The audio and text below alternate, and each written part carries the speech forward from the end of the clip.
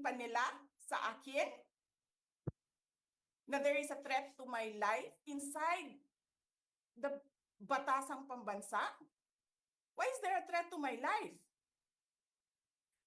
This is the most secured facility because nandito lahat ng mga spoiled brat sa ating bansa. Tapos, sasabihin pa nila, well, pabigat ka sa amin kasi kailangan namin dagdagan ang security mo. Bakit? Trabaho ba nila magbantay sa akin? Eh di ba trabaho ng BPSPG yon? Na may I just say? Binabawasan nila ng binabawasan araw-araw? Na as if this office is not the second highest office in this country, and only because umalis ako sa administration? Kailan ba nagsimula yung atake nila? Alalahanin nyo. Di ba? After ako nag-resign sa DepEd? Kailan ba nagsimula yung pambabastos nila? Last year. After that meeting with the Makabayan Bloc and Martin Romualdez.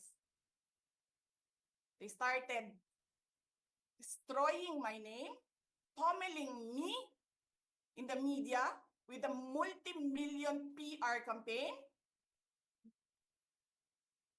Pinastos pa nila ako ng mga pagsisinungaling nila na kesyo taksil, kesyo korap, abusado. Putang ina ninyo.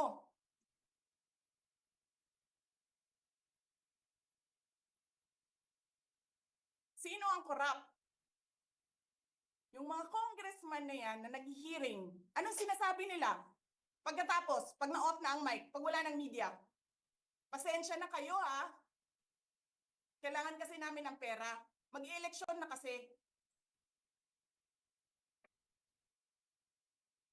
Pakisabi kay Sara ha. Hindi ko naman gusto tong ginagawa ko eh. Eh putang ina, hindi mo pala gusto ginagawa mo eh. Bakit mo sinisira pangalan ko? Joel Chua.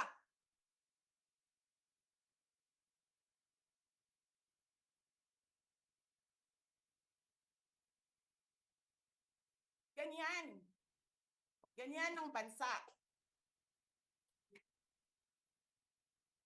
This country is going to hell because we are led by a person who doesn't know how to be a president and who is a liar. Alam nyo anong pruweba ko na sinungaling siya? Tinanong ko, dalawang businessman. Matagal na sa negosyo ng bigas. Because I was concerned. This is a campaign promise.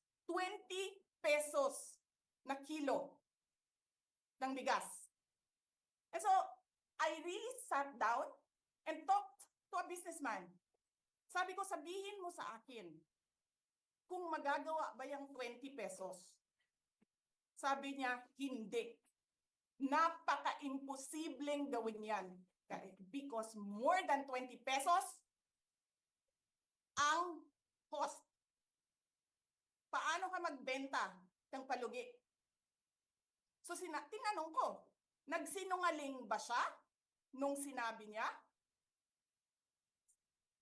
And then he said outright, yes. It's either he did not know what he was talking about, that's so incompetent, or he was lying through his teeth to get the votes of people. Putang ina ninyong lahat.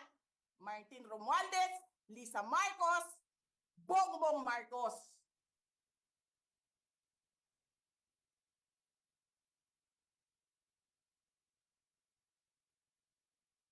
Ginigit-git nyo yung mga tao ko dyan sa envelope na yan.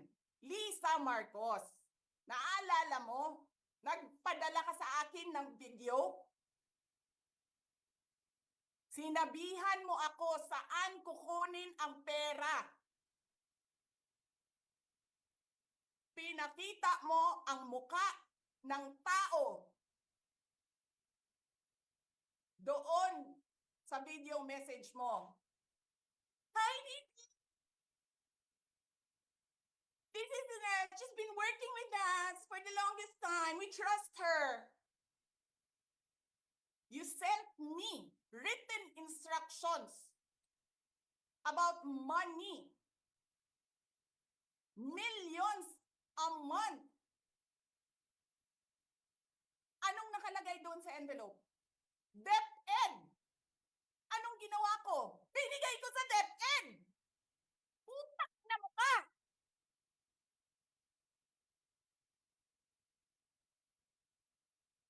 Wala ka ngang posisyon sa gobyerno, namimigay ka ng pera ng gobyerno eh.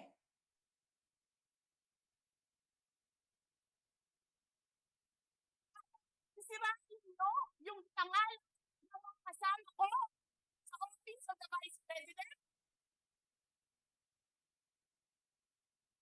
Sasabihin nyo sa mga tao, nakaw yan, confidential funds yan. Niwala nga kayong isang proof na confidential funds yan. Naniwala lang kayo sa isang babae na ang pangalan ay Gloria Mercado na nagsabi confidential funds yan, na hindi nyo nga nilabas na wala pang confidential funds, meron ng white envelope.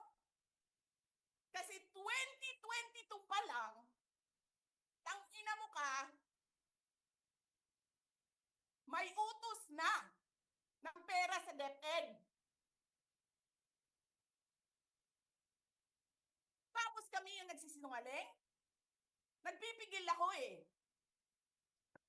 Kasi gusto ko lang magtrabaho. Gusto ko lang tapusin nyo na yung ng show ninyo dyan sa House of Representatives para makabalik na kami sa trabaho namin.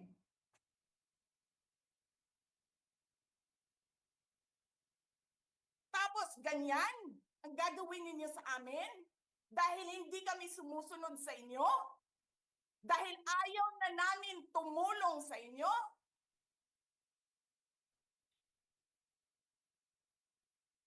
Ganito gagawin ninyo?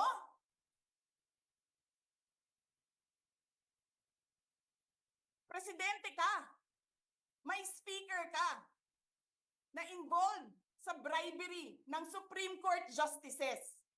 May video, may kaso, may witnesses. Hindi mo tinanggal yung speaker mo. Pinabayaan mo siya abusuhin ang pera ng bayan. Paikot-ikot sa buong bansa, namimigay ng pera na para bang kanya yung pera.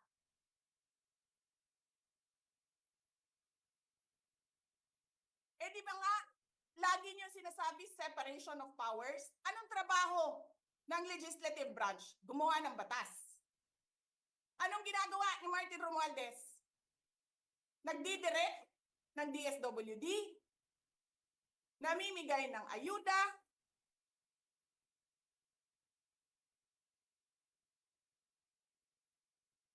nagsasabi kung anong bibigay, anong ibibigay, anong gagawin, sino ba ang presidente dito?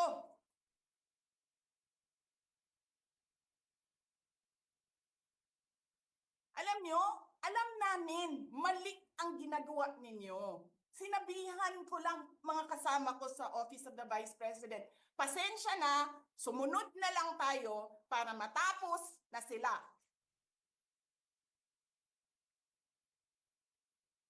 Tapos ganito ang gagawin ninyo? Alam namin, walang contempt